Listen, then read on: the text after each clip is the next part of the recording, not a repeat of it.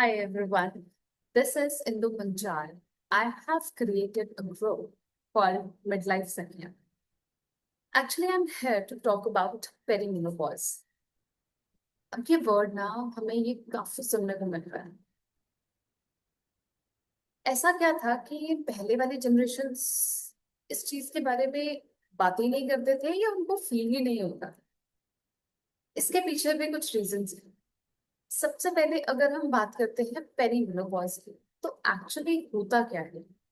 देखिए, मेनोपॉज होता है अराउंड अबव 45 to 55 ईयर्स के टाइम पर आपकी जो मेंस्ट्रुअल साइकिल है वो ऑल टुगेदर स्टॉप हो जाती है और बायोलॉजिकली हम इसे मेनोपॉज बोलते हैं, राइट।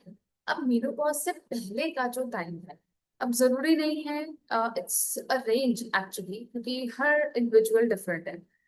तो लेट 30 से लेकर अर्ली 40s कभी भी ये स्टार्ट हो सकता है।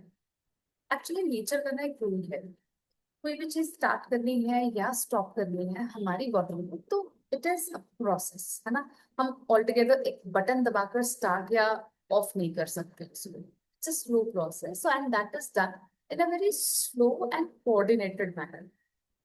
तो जब ये मेनोपॉज से पहले का जो टाइम आ रहा है, एक्चुअली हमारी बॉडी क्या फेस कर रही है। Inside the body, there is so much of up and down of the hormones. Hormones की जो सिक्रेशन है ना, वो बहुत ज्यादा ऊपर नीचे रहते हैं। अब ये हॉर्मोन्स हमारी हर चीज पे इनका प्रॉप चलता है। जैसे कि आपका मूड कैसा होगा, आपके विचार कैसे होंगे, आप शांत रहोगे या नहीं। अब जैसे for example, I started feeling how I came to know about this. I started feeling so sensitive towards the things जिनके बारे में पहले कभी सोचती तक नहीं थी। मुझे छोटी छोटी बातें पिंच होने लग गई। एंड आई रियली फेल्ट कि मैं रो, मुझे बिना मतलब रोने का मन करता है। एंड हेयर लॉस, मैंने इसको नाम दिया कि शायद जहां मैं रहती हूँ वहां का वाटर सप्लाई अच्छा नहीं है, या फिर मेरा shampoo is not working now. But नहीं, वो चीजें नहीं थी। आई स्टार्टेड फीलिंग कि there is some unwanted tension in my body, especially in the muscular part, right?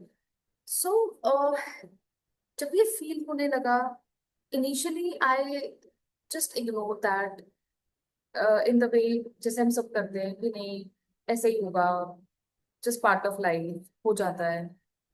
But when I just unlock the pattern, कि जैसे ही you have a cycle, obviously 30 to 32 days का साइकिल रहता है।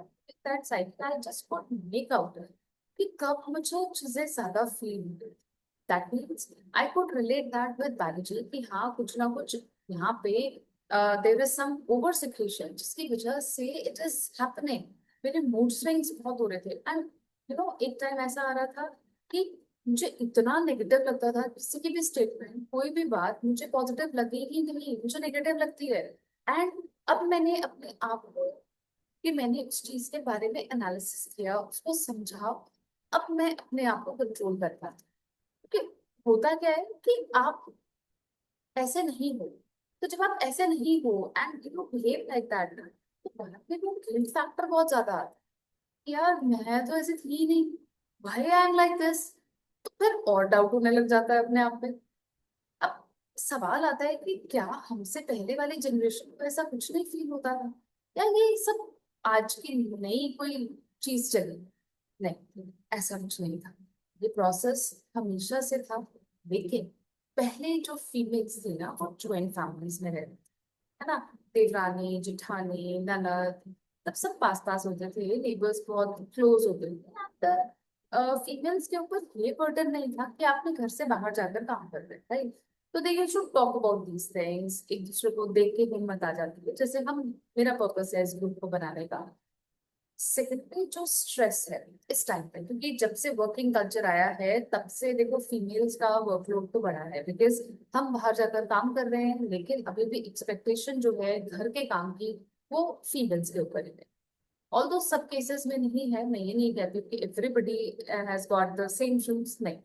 everybody's share of responsibilities is different, family structure is different, so we can't give a general statement. तीसरा चीज जो मुझे लगता है, which is a very anonymous trend which is going on, that's called superwoman trend. Women के दिमाग में ये भर दिया गया है कि भाई अगर आप सारी चीजें परफेक्ट करते हैं ना तो you will be tagged as superwoman. आप प्राउडली बोल सकते हो कि आई एम अ सुपरवुमन, देखो मैं कितना कुछ अकेले संभालू।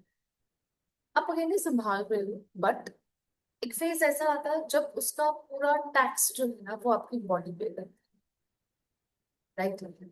जॉब कर रहे हो, जॉब में परफेक्ट है, घर पे हर चीज परफेक्ट चाहिए, बच्चों का होमवर्क, बच्चों के एग्जाम्स परफेक्ट चाहिए। उसके बाद इतना कुछ करने के बाद भी एक अभी और एक्सपेक्टेशन रहती है, वो है खुद को परफेक्ट रखने की, खुद को प्रेजेंटेबल रखने की, सेल्फ ग्रूम, है ना, as per the latest style. लेकिन अल्टीमेटली कहीं ना कहीं इन सब चीजों का जो खमियाजा है ना वो आपकी बॉडी भुगतती है। क्यों? मुझे ऐसा लगता है हम हर चीज पे ध्यान देते हैं, लेकिन फिटनेस पे ध्यान नहीं। There is lack of movement. एक बहुत बड़ा मिसकंसेप्शन है इंडियन वुमेन में। सबसे बड़ी बात कि यार हम घर का काम खुद करते हैं, तो यार हम तो मूवमेंट करते हैं। That is not movement. यहाँ पे इतना कुछ भरकर आप काम कर रहे हो, आप उसको फिटनेस मूवमेंट बोल रहे हो? बिल्कुल नहीं। I don't agree with this. Movement वो है, फिटनेस वो है जब आपका माइंड रिलैक्स है, आप घर से बाहर जाकर करो। जरूरी नहीं है कि आपने रनिंग करनी, आप वॉक कर सकते हो, आप योगा कर सकते हो, आप डांस कर सकते हो, आप एरोबिक्स कर सकते हो, आप पाइलोमेट्रिक्स कर सकते हो। आजकल तो इतनी सारी चीजें available, but you have to. ये जो ये हॉर्मोन्स है ना, इनका जो तोड़ने का एक रास्ता है वो ये कि आपको पता है, जब आप एक्सरसाइज करते हो, कोई भी मूवमेंट करते हो, हैप्पी हॉर्मोन्स रिलीज होते हैं जो इन हॉर्मोन्स को कंट्रोल में रखते हैं, इनका इफेक्ट कम करते हैं। ये नहीं मैं कहूंगी कि आप बिल्कुल ठीक हो जाओगे, नहीं, ऐसा कुछ नहीं होता। It's a process, you have to face it. तो मेरे हिसाब से देखो, जो चीज होनी है वो होके रहेगी, that is perfectly fine, but how to deal with that, right? And अगर आप इसके बारे में और कुछ भी जानना चाहते हो या हमारे साथ जुड़ना चाहते हो, drop a message and our team will contact. And till then, stay blessed, keep inspiring, and keep uplifting each other.